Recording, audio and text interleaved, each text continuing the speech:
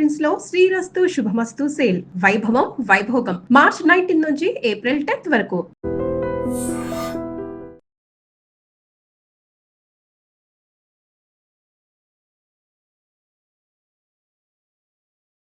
ప్రస్తుతం మనం తెలంగాణ ఛత్తీస్గఢ్ సరిహద్దులు ఉన్నాం. ఇక్కడ చూస్తుంటే మీకు వెనక్కి కనిపిస్తుంది కర్రెగుట్టలు.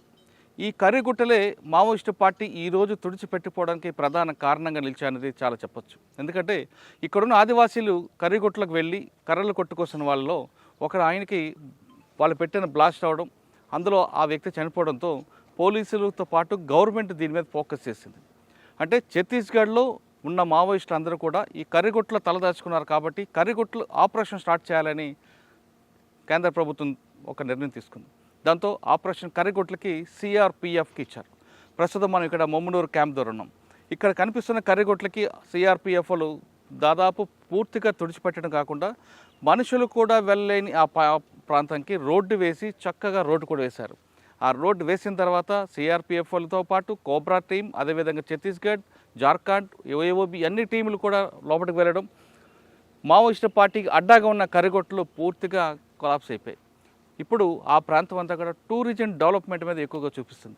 అంటే వీటన్నిటికి కారణం తీసుకుంటే ఈ ఆపరేషన్ సక్సెస్ అవ్వడానికి సిఆర్పిఎఫ్ఏ ప్రధానంగా కనిపిస్తుంది.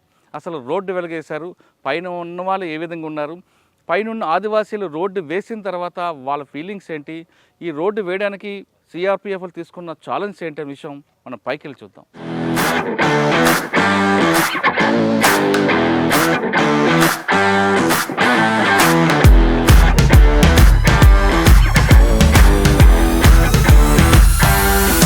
ఆపరేషన్ కర్రెగుట్టల్లో ప్రధానంగా ఉంది రోడ్.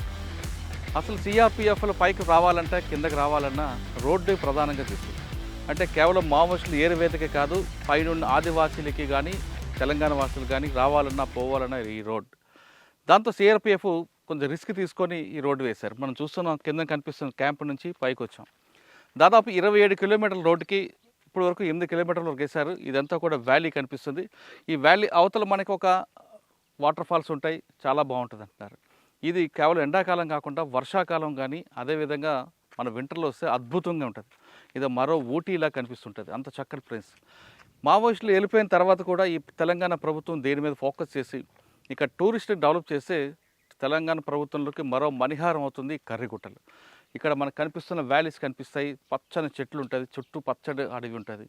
ఇవన్నీ రావాలంటే భవిష్యత్తులో మంచి ఒక మణిహారం రావాలంటే సిఆర్పిఎఫ్ చేసిన ఈ రోడ్డే ప్రధానం కనిపిస్తుంటుంది. ఈ రోడ్డు వేయడానికి కూడా వాళ్ళు పడ్డ కష్టం అంతా ఇంత కాదు.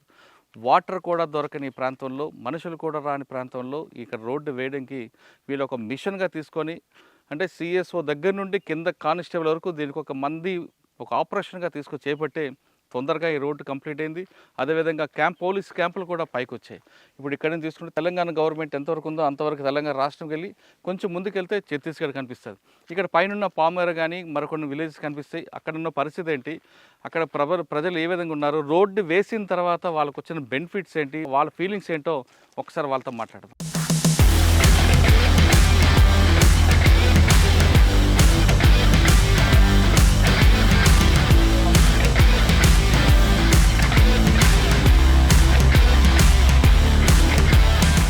ప్రస్తుతం మనం కర్రెగుట్టలకు వెళ్ళే దారిలో ఉన్నాం. కర్రెగుట్టలకు వెళ్ళేటప్పుడు పోలీసులు వస్తారని ముందే ఊహించిన మావోయిస్టులు ఇక్కడికి వాళ్ళు మందుపాతలు పెట్టారు. 1 కాదు 2 కాదు, దాదాపు 8 నుంచి 10 వరకు దారి పొడవునా పెట్టారని పోలీసు దగ్గర ఉన్న ఎక్విప్మెంట్ చెప్తుంది. ఇప్పుడు మన కింద మొమ్మల నుంచి బయలుదేరుతున్నప్పుడు ఫస్ట్ ఇక్కడ చూస్తున్నాం, ఈ చెట్టు దగ్గర ఒక ల్యాండ్ మైనర్ ఉండేది. వాళ్ళకు దానికి గుర్తుగా ఒక ఖాళీ పెట్రోల్ సీసా పెట్టడం, ఖాళీ సీసాలు కట్టి ఇక్కడ ల్యాండ్ మైనర్ పెట్టడం. అంటే పోలీసులు ఈ విధంగా ఈ సైడ్ నుంచి వస్తే ఇక్కడ బ్లాస్ట్ చేస్తే వెంటనే వాళ్ళు చనిపోతారు, ఇక్కడ మిస్ అయితే ఇంకో దగ్గర అనే ఉద్దేశంతో వాళ్ళు ఇక్కడ ల్యాండ్ మైనర్ పెట్టినట్టుగా రికార్డ్స్ చెప్తున్నాయి. కానీ ఎప్పుడైతే పోలీసు అప్పర్ హ్యాండ్ వచ్చిందో ల్యాండ్ మైనర్స్ అన్నీ కూడా, అంటే మందుపాతలు అన్నీ కూడా తీశారు. ఇది మెయిన్ ప్రాబ్లం అనేది ఇక్కడ నుంచి స్టార్ట్ అయింది. అంటే ఇప్పుడు రోడ్డు వచ్చింది కానీ రోడ్డు కూడా లేని ప్రాంతంలో సిఆర్పిఎఫ్లు వస్తున్నప్పుడు ఈ ప్రాంతాలు దాదాపు 10 వరకు కనిపిస్తుంటాయి. మన కింద నుంచి ఉంటాయి, ఇక్కడ కూడా ల్యాండ్ మైనర్ ఉంది. ఇప్పుడు మనం ప్లేస్ చూస్తున్నాం, ఈ ప్లేస్లో అంతా కూడా తీసిన తర్వాత ఖాళీ ప్లేస్ కనిపిస్తుంది. ఇక్కడ మందు పాత్ర పెట్టడానికి వాళ్ళ గుర్తుగా ఈ చెట్టు ఉంది, ఈ చెట్టుకి ఖాళీ సీసా కట్టి ఉండేదనే విషయాన్ని పోలీసులు దొరికిస్తున్నారు. ఇంకా ముందుకెళ్ళిన కొద్ది ఇంకా చాలా మనకు కనిపిస్తుంటాయి. అవన్నీ కూడా దాదాపు 10 వరకు మందుపాతలు వెలికి తీస్తామని పోలీసులు చెప్తున్నారు. ఇక పైన పామూరులో ఎలాగుందో ఒకసారి చూద్దాం.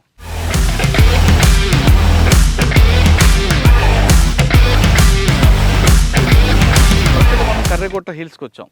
ఇది సిఆర్పిఎఫ్ బేస్ క్యాంప్ కనిపిస్తుంది. ఇక్కడ సిఆర్పిఎఫ్ రావడానికి దాదాపు 3 నెలలు పట్టింది. ఇక్కడ రావడానికి వాళ్ళు రోడ్డు వేసుకొచ్చారు. అన్నిటికన్నా ఎండాకాలంలో ముఖ్యంగా వాళ్ళకి కావాల్సిన మంచినీరు కూడా దొరకని ఈ ప్రాంతంలో రోడ్డు వేయడానికి వాళ్ళు పడ్డ కష్టం అంతా ఇంత కాదు. ఇక్కడ నుంచే మావోయిస్టు పార్టీ పూర్తిగా వాళ్ళ అప్పర్ హ్యాండ్ ఉండేది గతంలో. ఇప్పుడు మాత్రం పోలీస్ క్యాంప్స్ కనిపిస్తున్నాయి. దీని వెనక పామూరు అనే విలేజ్ కనిపిస్తుంది. అక్కడ వాళ్ళు బేస్ క్యాంపులు పెట్టుకోవడం కాకుండా వాళ్ళ చేతుల్లో ఉన్న వాళ్ళ ఆదివాసులందరినీ కూడా ఉంచడం. ఇప్పుడు మనం చూసిన దారి అంతా కూడా మందుపాతలు పెట్టి ఇక్కడికి ఎవరైనా పోలీసులు వస్తే వాళ్ళ మీద అటాక్ చేయడం. మందుపాతలు కూడా ఒక వ్యక్తి మీద చంపడం కాకుండా వేరే వెహికల్స్ వస్తే పైకి ల్యాండ్ బ్యానింగ్ అయిన విధంగా కూడా ఏర్పాటు చేసినట్టు కనిపిస్తుంది. ఈ ప్రాంతానికి రావాలంటే గతంలో దాదాపు 10 మందుపాతలు ఉన్నట్లుగా పోలీసుల విచారణ బయటపడింది.